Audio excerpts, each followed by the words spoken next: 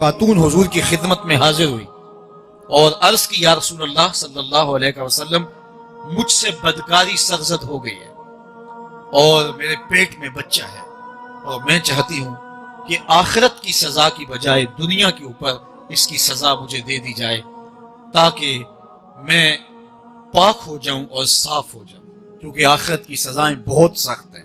اللہ کے محبوب علیہ السلام نے جبریل امین سے ایک دن پوچھا تھا مجھے جہنم کے عذابوں کا ذکر سناؤ، تو عرض کی یا رسول اللہ صلی اللہ علیہ وسلم ہلکا ترین عذاب یہ ہے کہ جہنمی کے پاؤں میں آگ کے جوتے رکھے جائیں گے، باقی اس کے پورے بدن پہ آگ نہیں ہوگی، صرف آگ کے جوتے اس کو پہنائے جائیں گے، لیکن اس کی حدت، گرمی اور شدت اتنی ہوگی یغلی منہما دماغہ، اس کی شدت سے اس کا دماغ پگھل کر ناک اور کانوں کے ذریعے سے باہر آنا شروع ہو جائے گا۔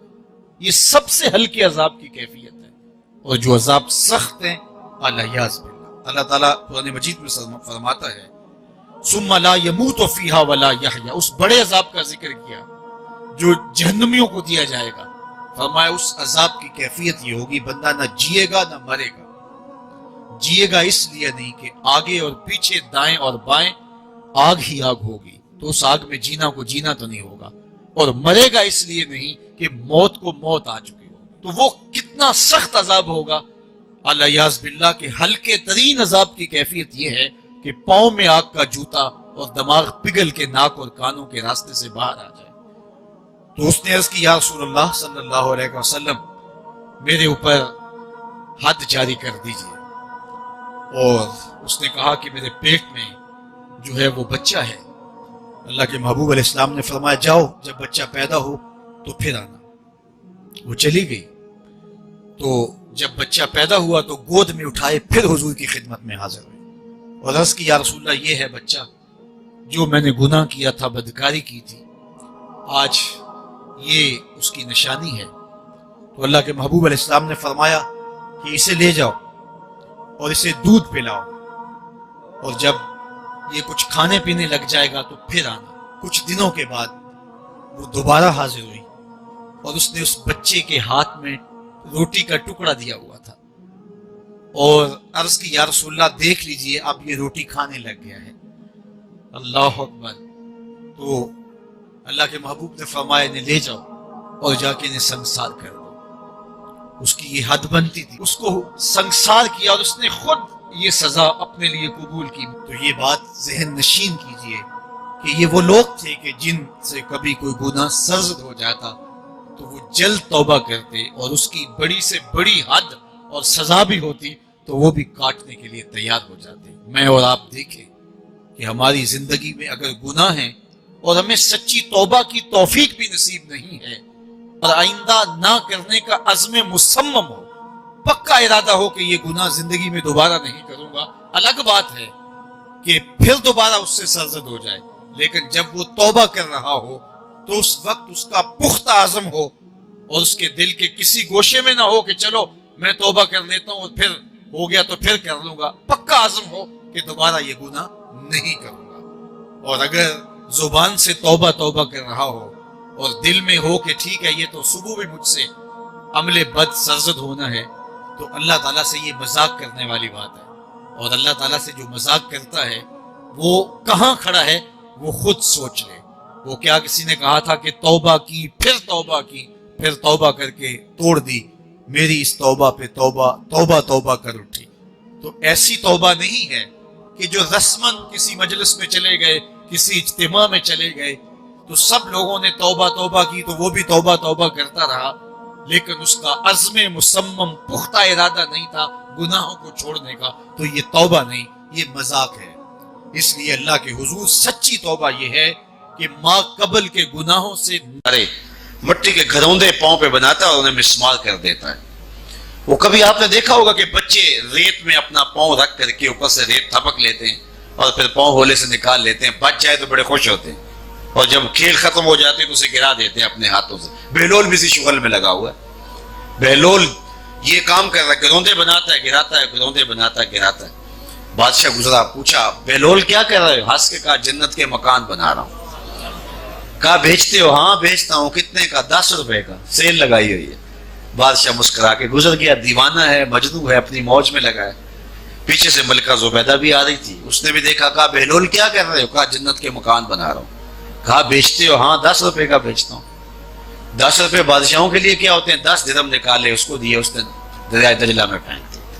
فقیر اتنی دیر تک فقیر نہیں بنتا. داتا صاحب فرماتے جب تک مٹی کا ڈھیلا اور سونے کی ڈلی اس کی نظر میں برابر نہیں ہو جاتا.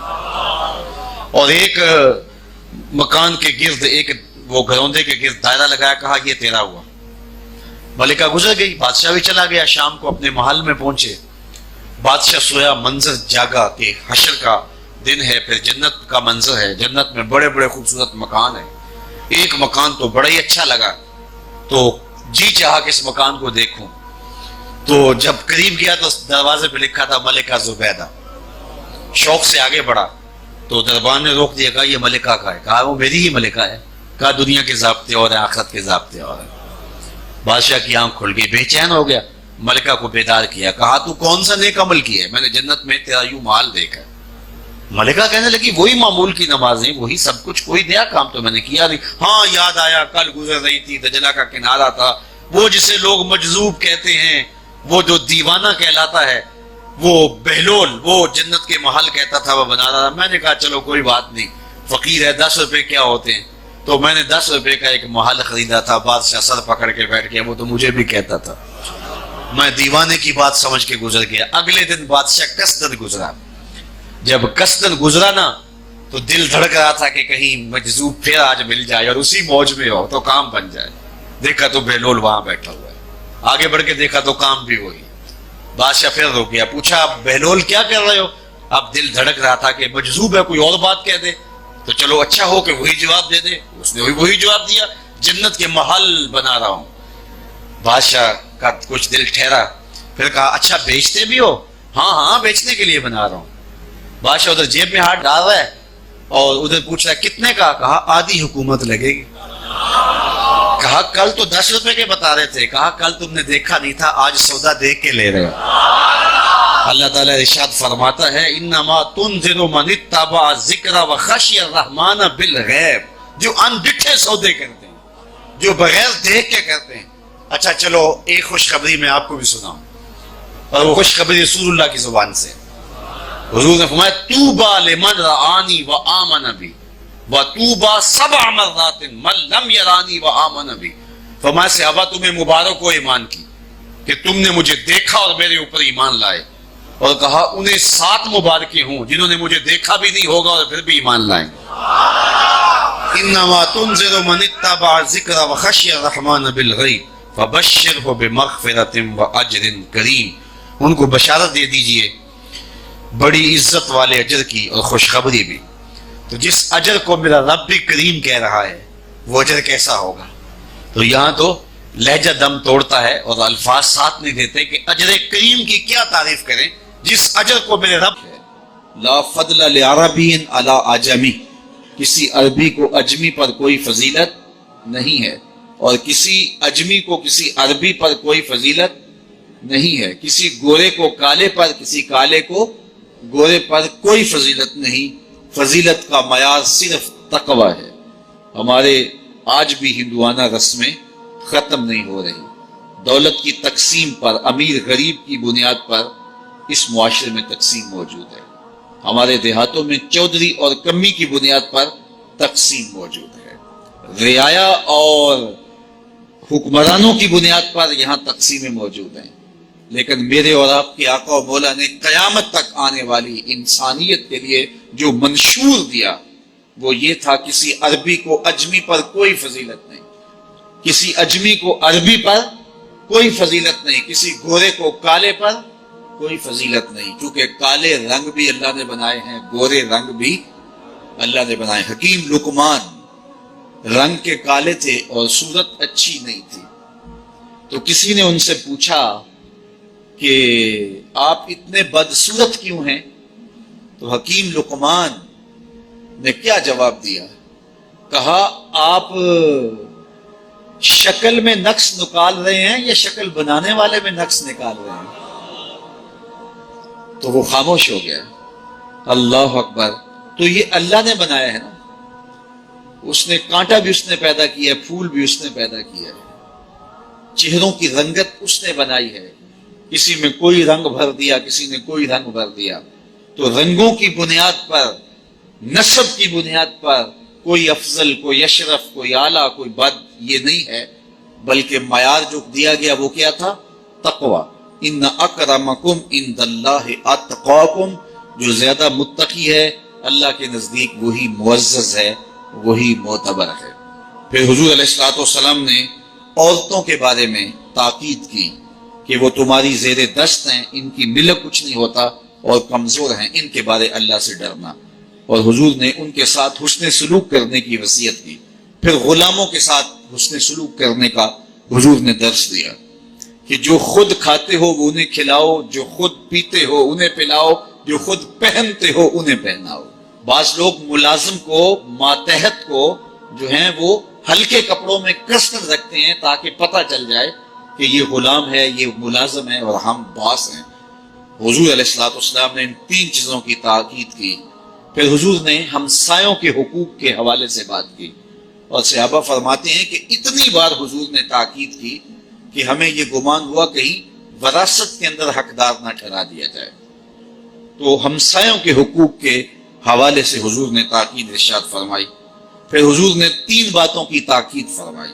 پہلی بات, عمل میں اخلاص پیدا کرو, کیونکہ عمل کا خلوص ہی قبولیت کا سبب و ذریعہ ہے.